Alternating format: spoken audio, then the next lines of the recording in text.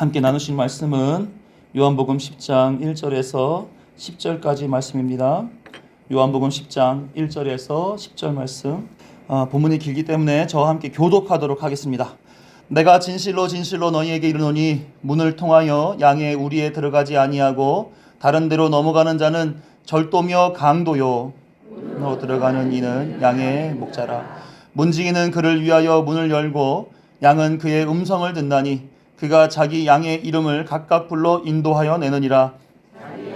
다 내놓은 후에 앞서가면 양들이 그의 음성을 아는 고로 따라오되 타인의 음성은 알지 못하는 고로 타인을 따르지 아니하고 도리어 도망하느니라. 예수께서 이 비유로 그들에게 말씀하셨으나 그들은 그가 하신 말씀이 무엇인지 알지 못하니라. 그러므로 예수께서 다시 이르시되 내가 진실로 진실로 너희에게 말하노니 나는 양의 문이라. 나보다 먼저 온 자는 다 절도요 강도니 양들이 듣지 아니하였느니라. 내가 문이니 누구든지 나로 말미암아 들어가면 구원을 받고 또는 들어가며 나오며 꼴을 얻으리라. 도둑이 오는 것은 도둑질하고 죽이고 멸망시키려는 것뿐이요 내가 온 것은 양으로 생명을 얻게 하고 더 풍성히 얻게 하려는 것이라. 아멘. 우리 지금 5주에 걸쳐서 에고에이미에 대한 이야기들을 지금 나누고 있습니다. 다 알고 계시죠? 영어 별거 아니고 헬라어 별거 아닌 거 우리가 계속 하고 있습니다. 하나님께서 이스라엘 백성을 만나셔서 구원하시는 그 일에 하나님이 자기를 소개하였습니다. 하나님이 모세에게 자신을 소개할 때 뭐라고 소개했습니까? I am who I am. 나는 뭐다? 스스로 있는 자다. 스스로 있는 자다. 이렇게 얘기했습니다. 예수님 또한 이 땅에 자기 백성의 저들의 죄를 구원하기 위하여 이 땅에 오셨습니다. 그래서 제자들에게 나는 뭐뭐뭐이다 이렇게 얘기하세요. 그게 뭐라고요? 헬라어로 에고 에이미입니다. 지금까지 뭐뭐 들으셨어요? 나는 생명의 떡이다. 나는 세상의 빛이다. 오늘은 뭘까요? 나는 양의 할렐루야. 어떻게 다 하셨어요? 예습을 다 하고 오셨어요. 와, 찬양할 때 제가 분명히 얘기 안 드렸는데 다 알고 오셔서 너무 감사합니다. 자, 요 얘기들은 조금 복습을 하고 그리고선 진행을 하야 이렇게 얘기들을 잘 이해하실 수 있을 것 같아서요. 6장에서 보게 되면 예수님은 오병이어의 기적을 이스라엘 백성들에게 공급해 줍니다. 예수님께서는 이 기적을 통해서 영생은 이 세상의 공급이 아니라 내가 주는 것으로 말미암아 이루어진다. 하늘의 떡이 되시는 떡이신 예수님을 통하여 주어지게 됨을 알게 하는 그런 기적이었죠. 그래서 나는 생명의 떡이다. 이렇게 말씀하셨습니다. 7장에서는 초막절을 통해서 비유하셨습니다. 초막절에는 두 가지 행사가 있다 그랬어요. 어떤 행사? 물의 행사, 불의 행사가 있다 그랬습니다. 물의 행사를 위해서 유대인들은 제단에다가 어디서 물을 떠다가 실로 하면서 물을 떠다가 물을 붓게 돼서 물의 행사를 치렀습니다. 그때 예수님께서 말씀하셨던 것이 이거죠. 요한복음 7장 37, 38절 말씀 같이 읽어봅니다. 권영규 집사님 할 말이 있다고 소리 번쩍 들었어요. 네. 방심하다가 이렇게 되는 거예요. 방심하다가 긴장하시라고 말이죠. 자, 요한복음 7장 37, 38 말씀 같이 읽어봅니다. 시작. 명절 끝날 곧 큰 날에 예수께서 서서 외쳐 이르시되 누구든지 목마르거든 내게로 와서 마시라. 나를 믿는 자는 성경에 이른과 같이 그 배에서 생수의 강이 흘러나오리라 하시니 예수님께서 생명수가 되신다라고 하는 거 그것을 지금 설명해 주고 계셨습니다. 그렇죠? 8장에 가게 되면 간음하다 잡힌 여인의 이야기를 시작합니다. 그때 율법의 기준에 이 여인이 간음했기 때문에 이 여인은 뭐로 맞아 죽어야 마땅하다고요? 돌에 맞아 죽어 마땅하다. 예수님에게 시비를 걸기 위한 이 율법주의자들이 와서 예수님한테 얘를 어떻게 할까요? 물어봐요. 그랬더니 예수님이 땅에다가 극작 하셨다고 그랬죠. 그렇죠? 그리고 나서 일어서서 하신 말씀이 뭡니까? 죄 없는 자가 먼저 돌로 치라. 이렇게 말씀하셨습니다. 그래서 이 죄 없는 자가 먼저 돌로 치라고 하는 그 말씀에 모든 이들이 그 자리를 피하게 돼요. 진리가 놓인 곳에는 반드시 분열이 일어난다고 말씀드렸습니다. 진리에 속한 자는 진리 편에 서고 진리에 속하지 않은 자들은 그 자리를 피할 수밖에 없다라고 하는 겁니다. 왜요? 어둠은 빛을 이길 수 없기 때문에 그렇습니다. 그래서 그 자리에 돌을 들고 있었던 많은 사람들은 슬금슬금 자리를 비우고 그 앞에 서 있었던 죄인인 그 간음하다 잡힌 여인 그 한 사람만 그 자리에 남게 된 것이죠. 그러면서 예수님께서 그 여인에게 더 이상 간음하는 죄를 범하지 말라 이렇게 말씀하시면서 보내게 됩니다. 요한복음 8장 12절 그리고 나서 하신 말씀이 이 말씀이에요. 시작. 예수께서 또 말씀하여 이르시되 나는 세상의 빛이니 나를 따르는 자는 어둠에 다니지 아니하고 생명의 빛을 얻으리라. 어둠에 다녔던 율법주의에 매여 있었던 그 수많은 사람들은 빛 가운데 나오지 못했죠. 그러나 그 옆에서 예수님 외에는 살릴 자가 없음을 인식하고 있는 그 간음하다 잡혀온 여인은 그 자리에 있는 거예요. 어디 가서 이 여인이 살 수가 있겠습니까? 딴 데 가면 또 돌 맞을 텐데. 그러나 예수님만은 나에게 살리신단 말입니다. 어떤 것으로? 생명의 빛을 비춰 주시는 거죠. 지금까지 내용을 보게 되면 예수님께서 구원자라고 하는 사실을 예수님 주변에 모인 사람들, 특히 제자들과 이 율법주의자들 앞에서 알려주고 계시는 내용들을 우리는 계속해서 볼 수가 있습니다. 그 속에서 둘을 구별하는 거죠. 어떤 사람들? 예수께 속한 자들과 율법주의자들 이렇게 구분하고 있는 것입니다. 그래서 그들에게 선포하는 거예요. 진리를. 나를 통하여 구원이 이루어진다. 할렐루야. 네. 진리가 펼쳐집니다. 나를 통해 구원이 이루어진다라고 하는 말씀을 다양한 비유로 전할 때마다 믿는 자가 나오고 믿지 아니한 자는 그 자리를 피하는 모습으로 나타나게 되는 것이죠. 나는 생명의 떡이라고 하신 자리에서는 예수님이 주신 떡, 그 떡으로 배불러 본 사람들이 예수님을 쫓아나왔다는 거예요. 그러니까 먹을 것을 찾아서 자기의 유익을 찾아서 이 세상에 나의 필요를 채워줄 그분을 쫓아서 지금 나온 것이에요. 그건 예수님이 아니어도 내 필요를 채우는 누군가라면 얼마든지 따라다닐 수 있는 그런 상황이었던 것입니다. 그런데 그런 거 아니어도 예수님의 제자들은 계속해서 예수님을 쫓았다라고 하는 것이죠. 나는 세상의 빛이라고 하신 자리에서 죄 없는 자가 돌로 치라 율법을 쫓았던 사람들은 슬금슬금 그 자리를 피했고, 죄인인 여인, 내 스스로가 죄인이어서 나를 살릴 어떤 이분만 나를 살리는데 내가 이분에서 벗어나면 어떻게 살겠어? 그 자리에 남아있었던 그 여인, 이렇게 예수님께 함께 있었던 사람, 이렇게 해서 구별이 일어나게 되는 것이죠.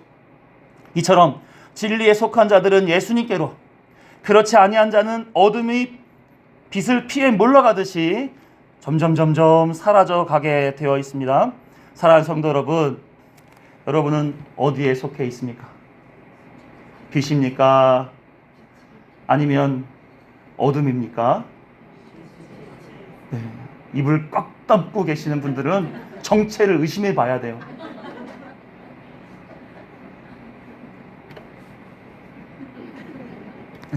자, 옆에 분에게 인사하겠습니다. 당신은 빛이셨군요.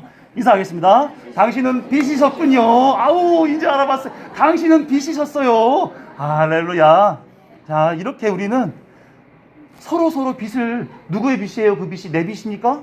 아니죠. 발광체이신 하나님, 그분의 빛을 반사체인 우리가 서로에게 비춰주는 거예요. 서로. 그래서 내가 누구다? 예수님의 사람. 나는 세상에 빛에 속한 사람. 빛의 자녀처럼 행하라. 나는 빛의 자녀예요. 이렇게 얘기할 수가 있는 것이죠. 내가 내 신앙을 지키고 구원을 이루어내겠다라고 자기 의의를 내세우는 율법주의자들은 아니기를 믿습니다. 나는 죄인입니다. 나에게는 구주가 필요합니다. 오직 나를 구원하실 이는 예수 그리스도밖에 없습니다. 이렇게 고백하는 예수님께 속한 자로 사시기를 주님의 이름으로 축원합니다. 오늘은 나는 양의 문이다, 이렇게 말씀하신 예수님에 대한 이야기를 나누려고 합니다. 이거는 조금 더 이것도 좀 넓게 알아봐야 돼요. 9장에서 10장까지 2장에 걸쳐서 하나의 맥락으로 전개되는 그런 이야기입니다. 9장을 보시게 되면 날 때부터 맹인이 된 사람을 고치시는 말씀이 나옵니다. 성경책 그렇죠? 성경책에 그렇게 써 있죠? 제자들이 날 때부터 이 맹인을 향해서 날 때부터 맹인이었는데 이 맹인이 된 것은 누구의 죄 때문입니까? 자기의 죄 때문입니까? 아니면 부모님의 죄 때문입니까? 이렇게 묻습니다. 이 질문 자체가 이상하다 생각 안 드세요? 네? 제 키가 작고 몸이 뚱뚱하고 얼굴이 남들보다 약간 좀 덜 잘생기지 않은 덜 잘생긴 그런 용모로 딱 태어났는데 이거 내 탓입니까? 이게 우리 부모님 탓입니까? 그러면 누구 탓이에요? 그 유전자를 누가 준 거예요? 부모님이 준 거예요. 아이고, 그러면 이 맹인은 누가 잘못한 거예요? 본인이에요? 이게 뭡니까? 세상의 원리가 뭐예요? 인과율입니다. 결과가 있으려면 원인이 있어야 된다라고 하는 거예요. 율법주의도 마찬가지입니다. 구원을 이루려면 내가 율법을 잘 지켜야 돼. 율법을 잘 지키면 구원에 이르게 돼 있어라고 하는 이 세상의 원리, 율법주의, 유대주의에서 나온 사고 사상에서 이 제자들은 예수님한테 지금 묻고 있는 겁니다. 예수님, 저가 맹인인데요. 태어날 때부터 맹인인데요. 자기 죄 때문입니까? 부모의 죄 때문입니까? 그랬더니 예수님이 말씀하십니다. 하나님이 하시는 일을 나타내고자 함이니라. 네. 하나도 하나님께서 계획하지 않으신 일이 없는 줄로 믿습니다.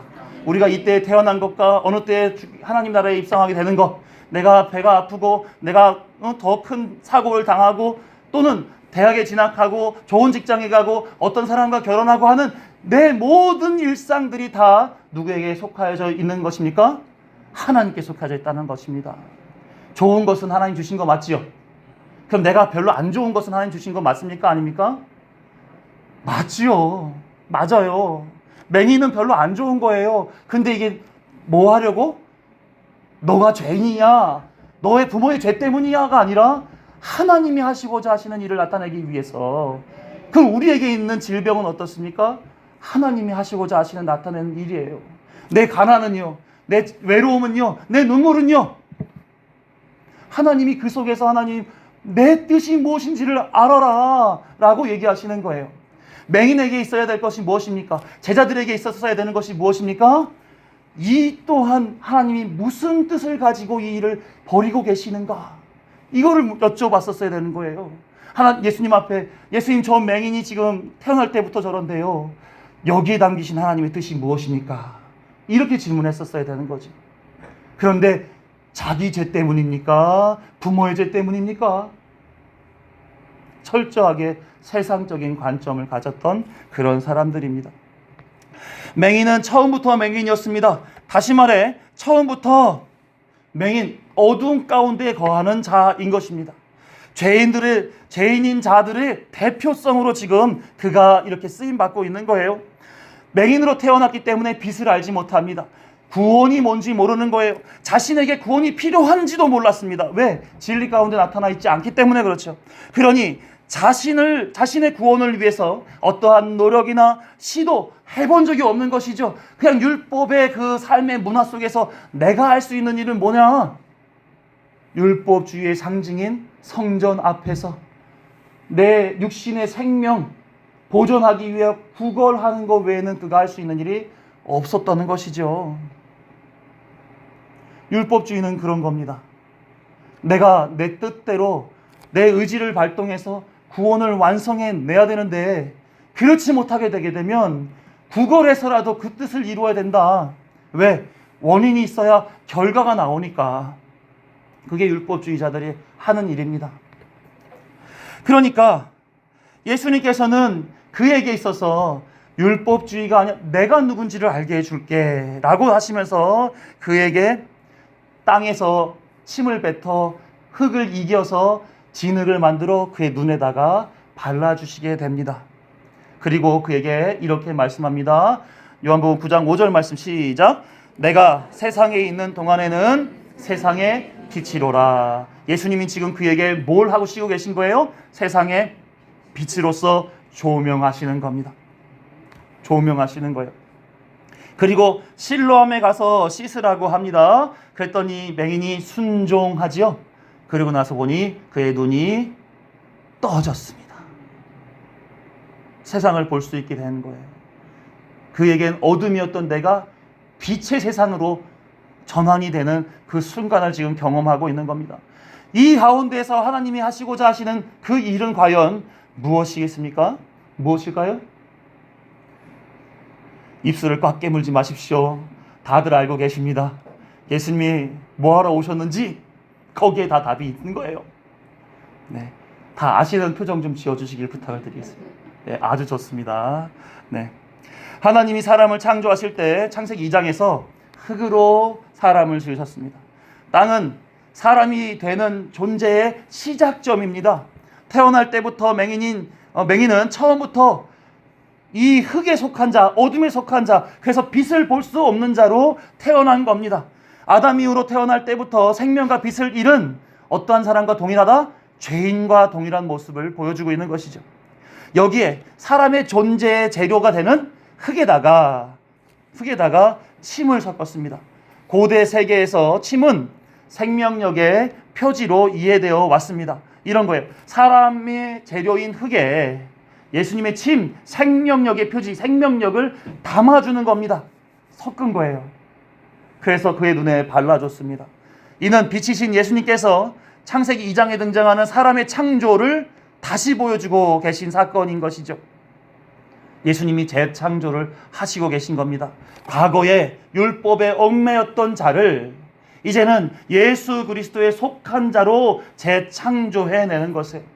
율법에 매였던 자를 이제는 예수 그리스도 복음에 매이게 만드는 재창조를 옛 언약에서 새 언약으로, 죄에서 생명으로, 불의에서 의로움으로 변화시키는 그 일을 지금 예수님께서 하신 것입니다. 그가 예수님을 경험했어요. 이제는 눈에 보이는 건 없지만 이미 뭐가 발라졌어요. 좀 찝찝하기도 하고 냄새도 나는 것처럼 보이기도 하고, 하지만 예수님이 뭐라 그러세요? 실로암에 가서 내 눈을 씻어라. 그가 지금 붙잡을 것이 뭐 있습니까? 가냐 안 가냐의 문제인데, 여러분들 생각해 보세요. 여러분들 눈에다가 발라줬어요. 아픈 한 부에다가 예수님이 치료를 이렇게 하신다고 말씀하시면서 해줬어요. 그리고 나서 이 길 건너편 사우나에 가서 목욕을 하고 와라. 그럼 사우나 가실래요? 안 가실래요? 안 가요?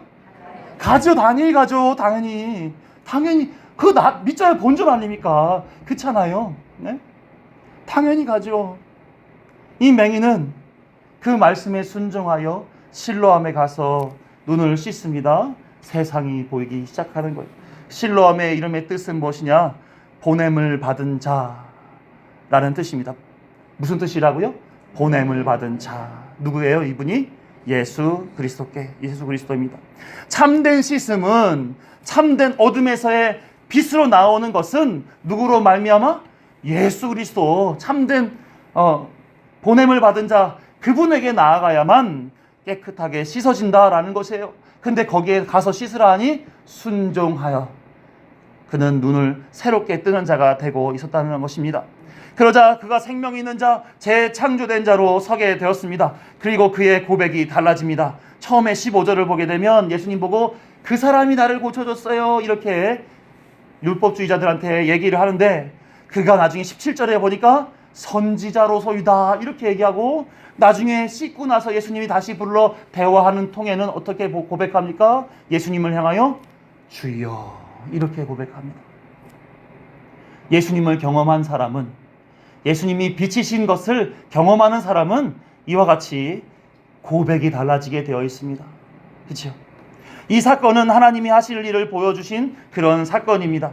죽을 수밖에 없는 그 죄인으로 태어난 자에게 예수님께서 재창조, 생명과 구원을 허락하여 주시고, 그가 그 구원의 허락을 받은 이후로 순종의 삶을 살아가 보냄을 받은 자 실로암에 가서 씻는 그 순종으로 인해 이제는 잘 알지 못하였던 예수님이 내 안에 계신 거예요. 믿음으로 내 안에서 자리하고 계신 거예요.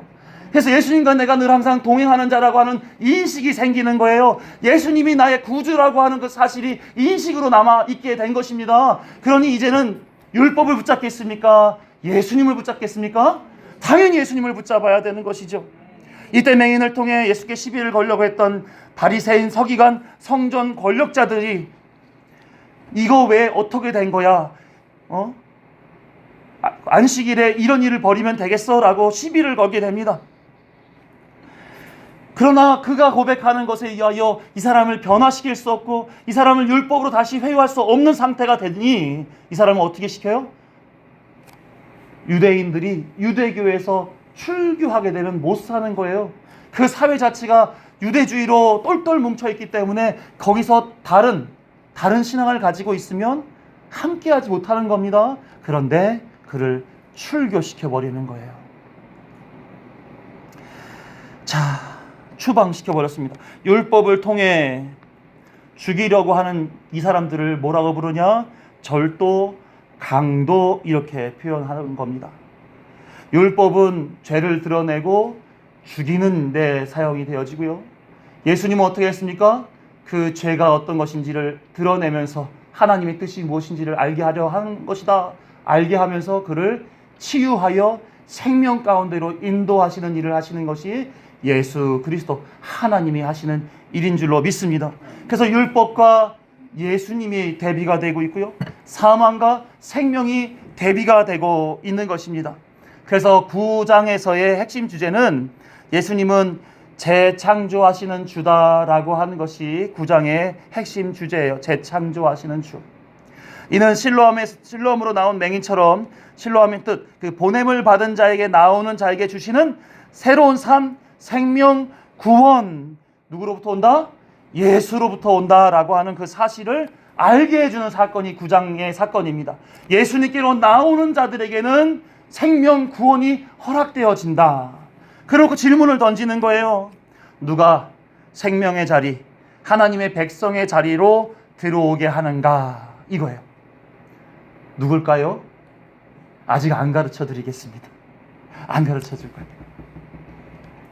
성경은 질문합니다. 누가 생명의 자리, 하나님의 백성의 자리로 들어오게 하는가? 이러면서 10장이 시작되는 거예요. 계속해서 예수님은 내가 구주라고 하는 사실을 알게 하면서 시간을 보내고 계십니다. 10장에서는 양의 우리에 대한 이야기가 등장합니다. 문을 통해 양들이 우리로 들어가게 하는 것은 양의 목자고 문지기입니다. 문이 아닌 다른데 담을 넘어가는 자는 절도요 강도다, 이렇게 말씀을 하면서 시작하고 있는 거예요. 여기서도 또한 대비가 되고 있지요. 뭐요? 문으로 다니는 자와 담을 넘어서 다니는 자, 목자와 절도와 강도, 이렇게 대비가 되고 있습니다. 사진을 한번 잠깐 보도록 하겠습니다.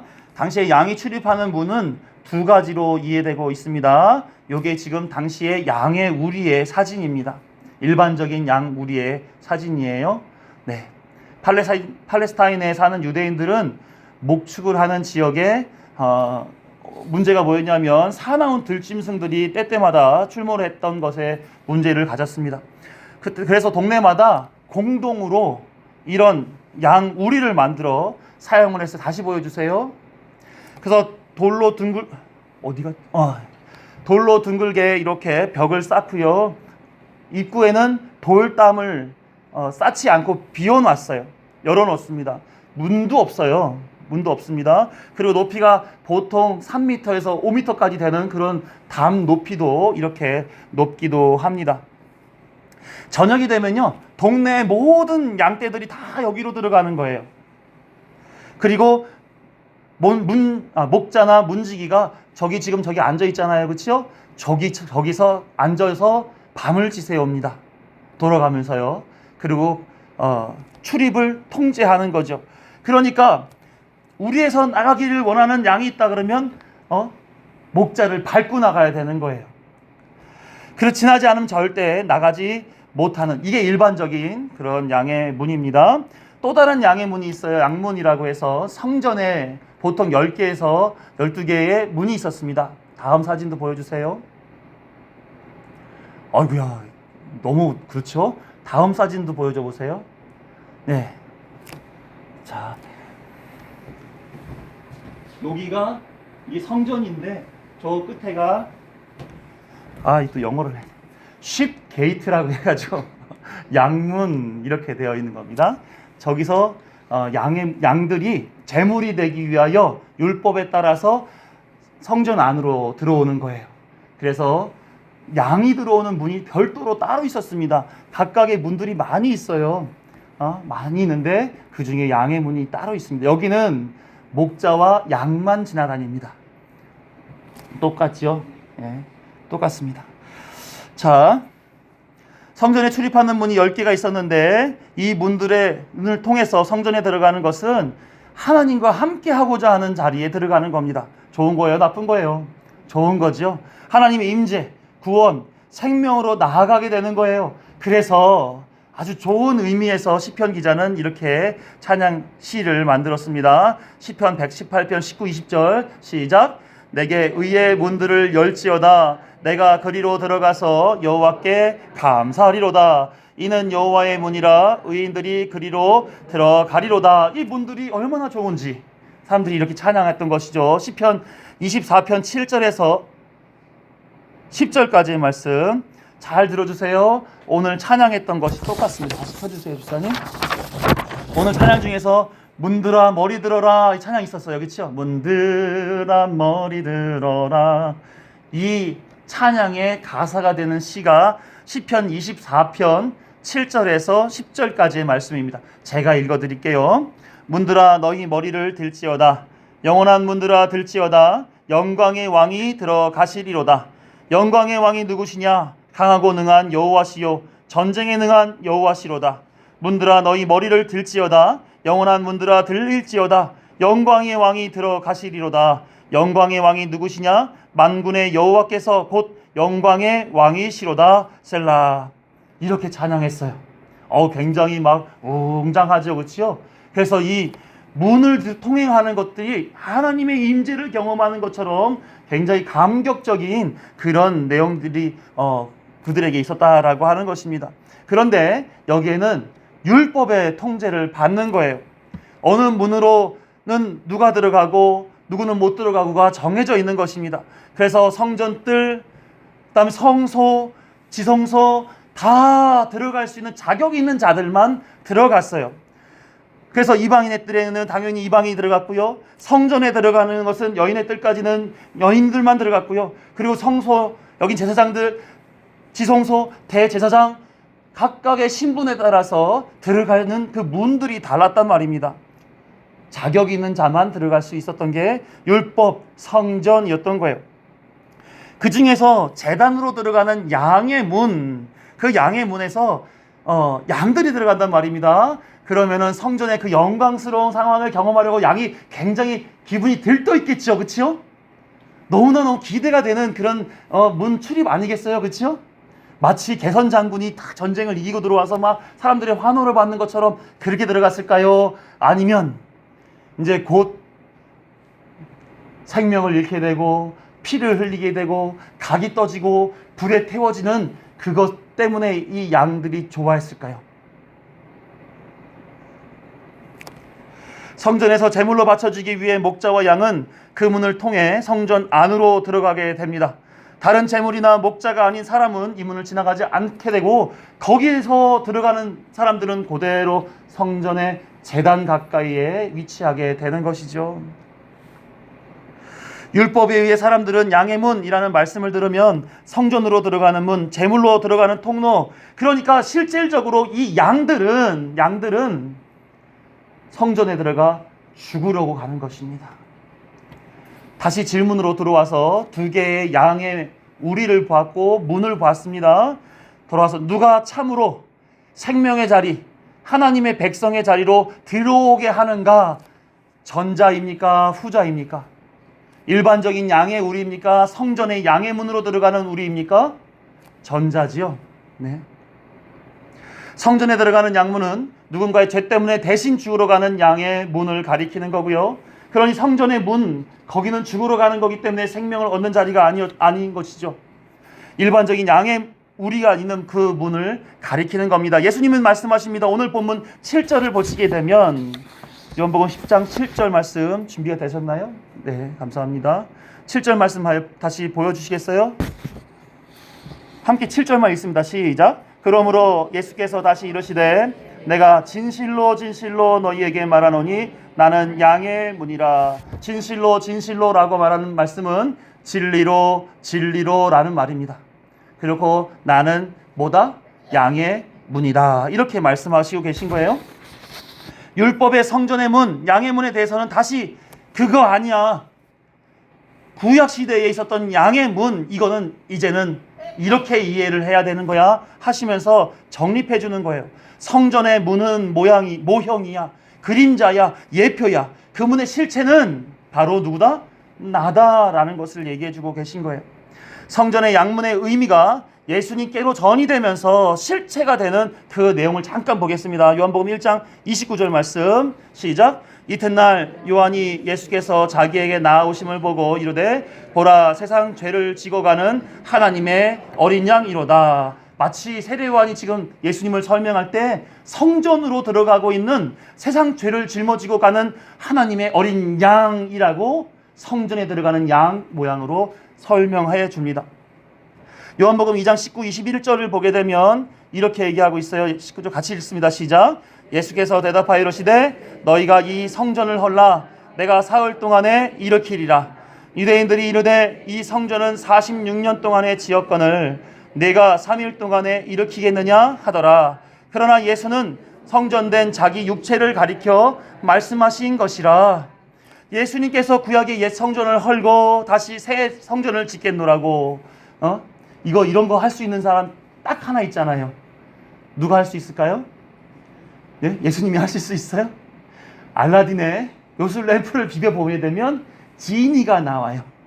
걔는 소원 3가지를 들어줘요. 걔 보고 성전을 지어줘라. 그러면 성전을 허물어 주십시오. 제가 3일 안에 지어드리도록 하겠습니다.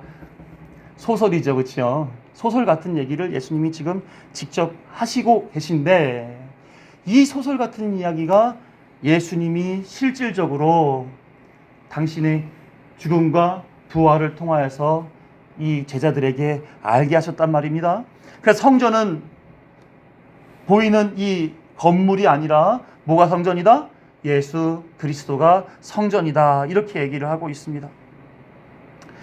자, 그러니까 처음에는 어린 양으로 있었던 죽으러 가는 어린 양, 그리고 눈에 보이는 건물에선 죽어야 되는데 그게 나야 라고 나를 거쳐야 어린 양이 어린 양으로서의 역할을 하는 거야가 되는 거예요. 이해가 되셨죠? 요한복음 5장 2절 4절과 14, 15절을 말씀 봅니다. 시작.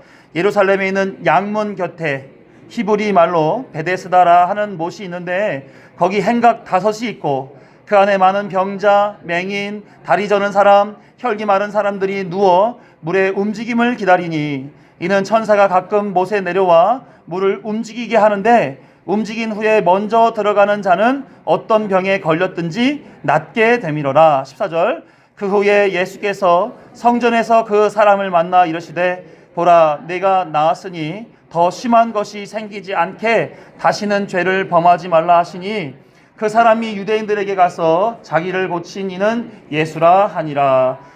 무슨 말씀인지 아시죠? 36년 된 병자에 대한 베데스다 연못에서 있었던 그 일입니다.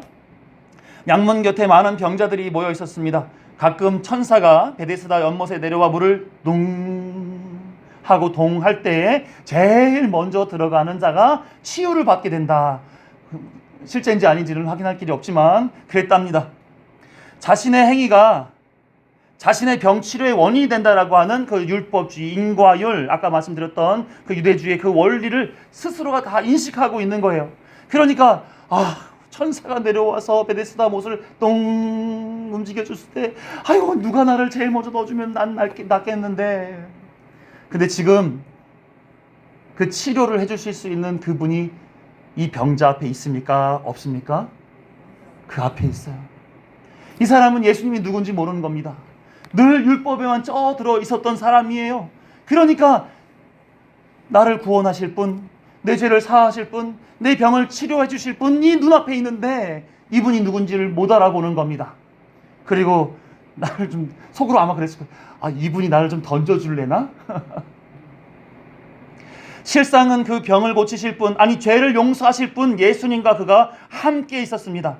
36년 된 병자는 예수님을 알아보고 치료를 부탁했어야 되는데 그는 여전히 율법에 익숙한 사람이었던 거예요. 그러니까 예수님이 얼마나 안타까웠겠습니까? 그러면서 당신을 소개해 주는 것이죠. 요한복음 5장 8절 말씀 시작. 예수께서 이러시되 일어나 내 자리를 들고 걸어가라 하시니. 말씀이면 다 되는 거였습니다. 그래서 치료를, 그의 생명을 이어주는 것이 누구예요? 예수님이 되는 거예요. 이제는 과거 율법에 있었던 어린 양도 필요 없습니다. 건물도 필요가 없어요. 이제는 실체이신 예수님께서 치료하시고 다니시며 뭘 보여주는 거예요? 하나님이 하시는 그 일을 보여주고 있는 거예요. 마지막으로 요한복음 19장에 보게 되면 14절과 18절을 보게 되겠습니다. 시작. 이날은 유월절의 준비일이요 때는 제6시라. 빌라도가 유대인들에게 이르되 보라 너희 왕이로다. 18절. 그들이 거기서 예수를 십자가에 못 박을새 다른 두 사람도 그와 함께 좌우편에 못 박으니 예수는 가운데 있더라. 이날은 어떤 날이냐면 유월절의 준비일이에요. 준비일에는 뭐 하는지 아십니까? 어린 양이 각떠지는 날입니다. 다음날 제사를 위해서, 제단의 화제를 위해서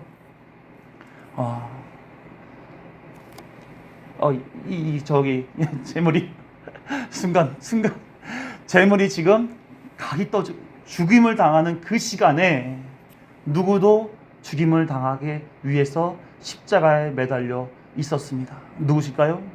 예수님. 그리고 예수님께서는 어린 양은 율법에 의하여 죽었지만 예수님은 그 율법을 완성하시며 계속 살아계셨습니다. 그가 하셨던 말씀이 뭡니까? 마지막에 다 이루었다.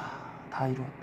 이제는 율법에서 정죄하고 죽이는 것이 아니라 이제 예수 그리스도로 말미암아 본인이 어린 양이요 또 제물이 되시고 또한 성전이 되셔서 완성하신 것을 이제는 집행해 주시는 양의 문으로서 그 안에 있는 겁니다.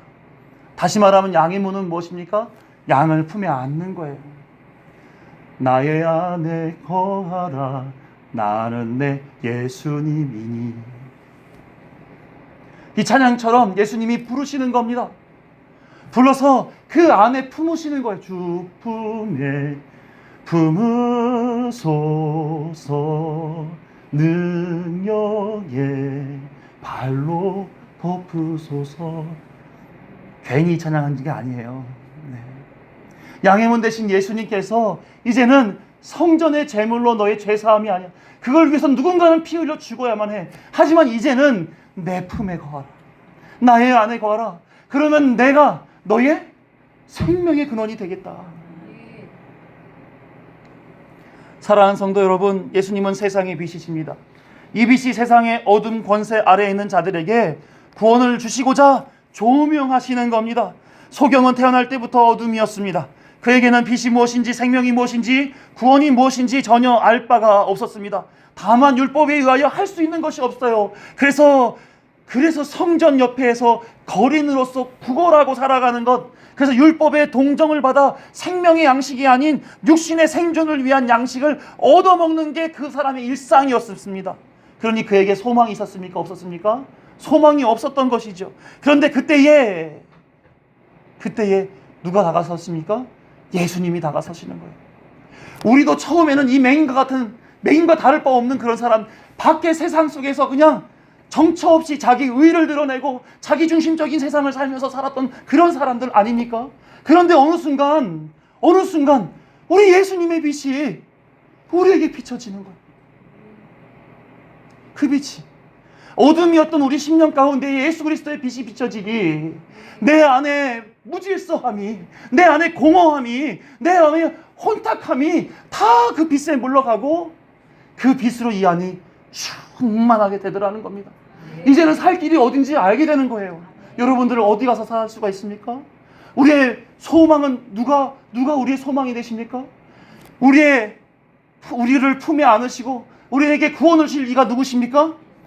분명하게 성경은 계속 그걸 알려주고 있는 거예요. 알려주고 있는 겁니다. 그 세상은 다 유대주의에, 율법주의에 다 함몰되어 있었던 그 시대에 구원하시고자 자기 백성들을 위해서 나와서 끊임없이 에고에이미 이러면서 설명해 주시는 거예요. 지금 우리에게도 똑같이 얘기하고 계시는 겁니다. 에고에이미, 나는 양의 문이다. 나를 통해서 우리에 들어오는 양들은 생명을 보존할 것이요, 내가 보호하는 한 악한 무리, 도둑과 강도들, 들짐승들의 공격에 조금도 생명을 잃을 일이 없다. 누구만이 그 일을 하십니까? 목자 대신 예수 그리스도가 우리를 위해서 그 일을 하시는 거예요. 예수님은 맹인에게 다가섰습니다.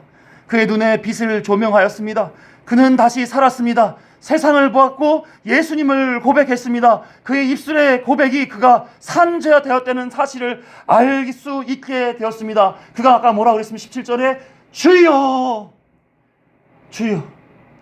우리 목사님 곳곳에 신방 다니시면서 어르신들한테 꼭 따라하라고 하는 신앙 고백이 있어요. 주는 그리스도시요 살아계신 하나님의 아들이십니다. 믿는 자의 입술에선 그거밖에 없는 거예요. 이 맹인도 그걸 고백했습니다. 우리는 어떻습니까? 우리는요, 우리 고백하실 거예요? 안 하실 거예요? 예수님밖에 없는 거예요. 예수님이 이 사실을 알아들으라고 끊임없이 설명합니다. 나는 양의 문이다.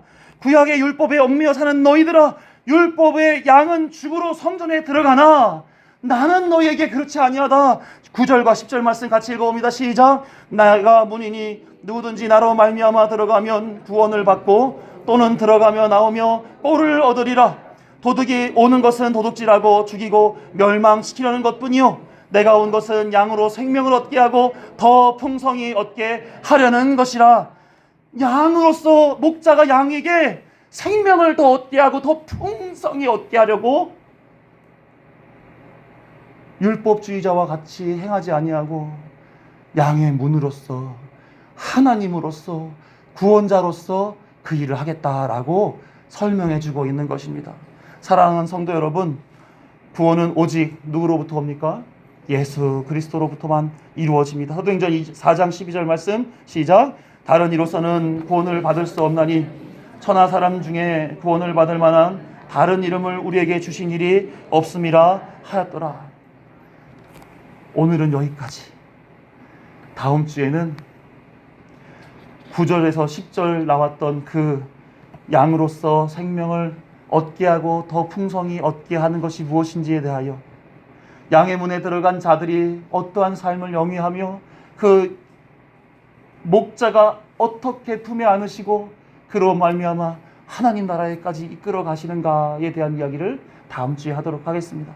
기대가 돼요? 안 돼요? 다른 분들 한 분씩 꼭 데리고 오실 거예요? 안 데리고 오실 거예요? 웃음으로 승화시키려고 하지 마시고요. 네.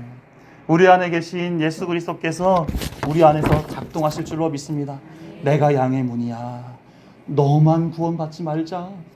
너가 누구지? 꼭 한 명씩 데리고 와서 진리 가운데 거하여 진리로 말미암은 자유를 누리게 하자.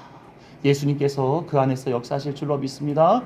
당연히 양의 문 되신 우리 예수님, 그 예수님을 한 주간 기억하시면서 다음 주 손잡고 나오시. 다른 분들도 괜찮아요.